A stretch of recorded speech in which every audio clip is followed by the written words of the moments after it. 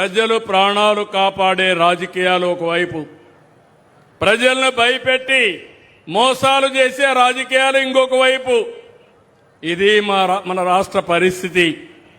రాష్ట్రంలో జరుగుతున్న సంక్షేమం సూపర్ 6 సూపర్ హిట్ చేసిన ఘనత కూడా ఈ ప్రభుత్వానిది.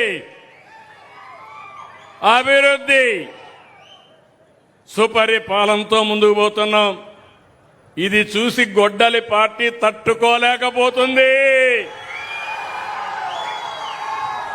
ఫ్రస్ట్రేషన్ లో ఉన్నారు, గంగ వెర్రులెత్తున్నారు.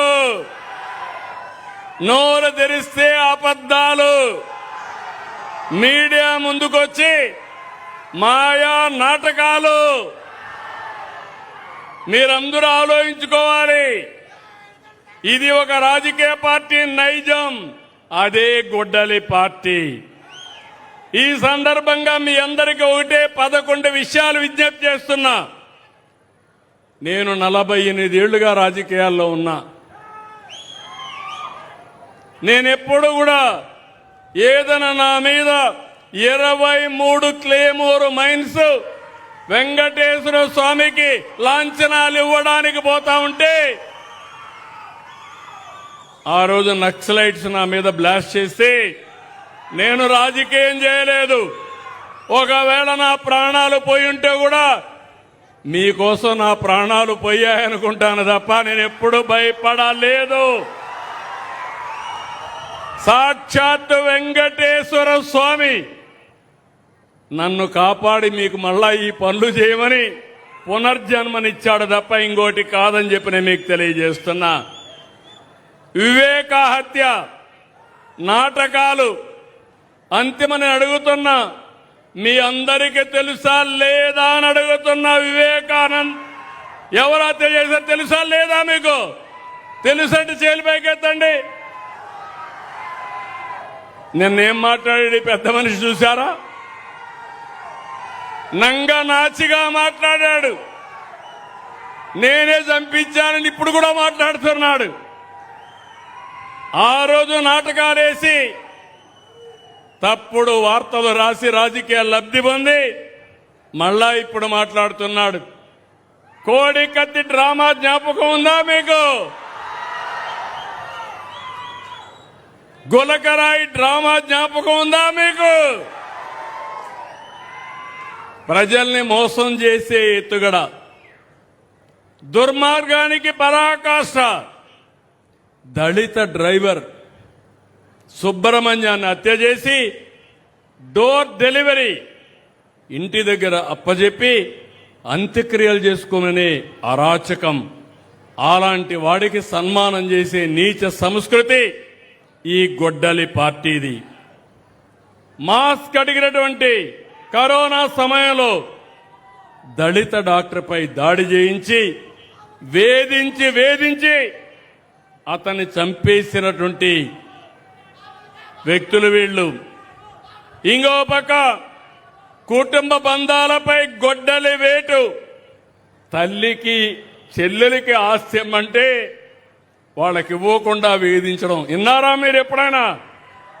హిందూ సాంప్రదాయం మీకు గుర్తుందా? తల్లిదండ్రులు సంపాదించిన ఆస్తిలో అందరికీ సమాన హక్కు ఉంటుంది కదా అని అడుగుతున్నా. తల్లికి తిండి పెట్టని వాడు పెన్నమ్మకి బంగారు గాజులు తొడిగిస్తారా అంట. అట్లంది ఈయన వ్యవహారం. ముందు మీ ఇంట్లో కథమన్నా ఏమమ్మా కరెక్ట్ అవునా కదా? తల్లిని చూడాలనా లేదా బిడ్డలు? అలాంటి తల్లిని చూడని బిడ్డలు మిమ్మల్ని చూస్తారంట. చూస్తారా? నమ్మకమేనా? వాళ్ళ చెల్లిని చూడలేకపోతే నిన్ను చూస్తారని అడుగుతున్నా నేను. ఇంకొక పక్కన హిందూ దేవాలయాలపైన దేవుళ్లపైన దాడులు. ఇది ఎక్కడిదో నాకు అర్థం కాలేదు. అపవిత్రమైన కార్యక్రమాలు, కుట్రలు, తప్పుడు ప్రచారాలు. అంటే మత విద్వేషాలు రెచ్చగొట్టడానికి, లేనిపోని సమస్యలు సృష్టించడానికి. పోలవరం, అమరావతి, పెట్టుబడులు, అభివృద్ధి పైన గొడ్డలి పార్టీ వేటు. నందం సుబ్బయ్య, చంద్రయ్య, జల్లయ్య పీకలు కోసి నడి రోడ్డు మీద చంపేయడం, అలాంటి రక్తదాహం, గంజాయి బ్యాచ్లకు ప్రోత్సహించడం, మాట్లాడితే రప్ప రప్ప రంకెలు, జంతు రక్తంతో కటౌట్లకు అభిషేకాలు. ఇక్కడుండేది సిబిఎన్. నా దగ్గర తోక తిప్పితే ప్రజాహితం కోసం తోక కట్ చేస్తాను తప్ప ఎవరిని అలో చేయను. చేయాలనా లేదా అని మిమ్మల్ని అడుగుతున్నా. మీకు న్యాయం చేయాలి.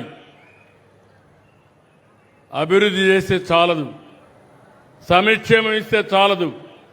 మీ ఆస్తులకు రక్షణగా ఉండాలి, మీ ప్రాణాలకు రక్షణ ఇవ్వాలి. అప్పుడే నేను మీ అందరికీ నిజమైన సేవ చేసిన వ్యక్తిని అవుతాను.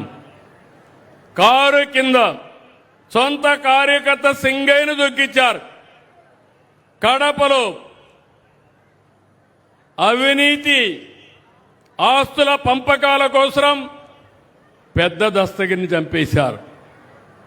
కులాలు, మతాలు, ప్రాంతాల మధ్య చిత్తు పెట్టి రోజుకొక నాటకం, పాస్టర్లతో దాడి డ్రామాలు. 5 ఏళ్లుగా రాష్ట్రంలో ప్రతి ఒక్కరికి నిద్ర లేకుండా చేశారు. ప్రజలకు నరకం చూపించారు. కడాన నన్ను కూడా ఏం చేశారో చూశారు. కనీసం నోటీస్ ఇవ్వకుండా ఒక సాయంత్రం తీసుకుపోయి జైల్లో పెట్టేసే పరిస్థితికి వచ్చారు. మీరే నన్ను కాపాడుకున్నారు, ఉద్యమాలు చేశారు. అంటే నేను ఇక్కడ అడిగేది, ఈరోజు మీ అందరికీ ఫ్రీడమ్ వచ్చిందా లేదా అని అడుగుతున్నా. భయం పోయిందా లేదని అడుగుతున్నా. ఈ తెలుగుదేశం పార్టీ, ఎన్డీఏ పార్టీ ప్రజలకు ఇచ్చింది మొదటిది ఫ్రీడమ్ ఇచ్చాం. మీ ఆస్తులకు ప్రాణాలకు రక్షణ ఇచ్చాం. మీకు స్వేచ్ఛనిచ్చిన పార్టీ ఎన్డీఏ పార్టీ. అవునంటే గట్టిగా చెప్పండి, కూడా చెప్పండి.